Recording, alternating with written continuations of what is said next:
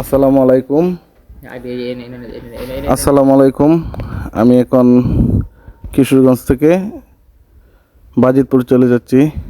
আসলে এর ভিতরে একটা গ্রাম দেখতেছি অনেক সুন্দর, তাই ছোট্ট একটা ভিডিও নিলাম। আপনাদের কাছে কেমন লাগতেছে? আসলে গ্রামের মেঠোপথ অনেক সুন্দর,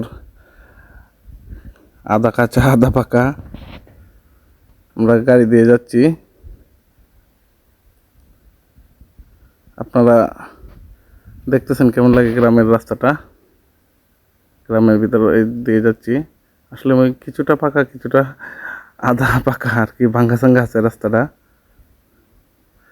আর ধান ক্ষেত আছে পাশে দিয়ে, অনেক সুন্দর ধান ক্ষেত। কৃষকরা ধান চাষ করেছে। এই এলাকাতে অনেক ধান হয়, প্রচুর ধান হয়। সুন্দর দেখা যাচ্ছে আসলে পরিবেশটা।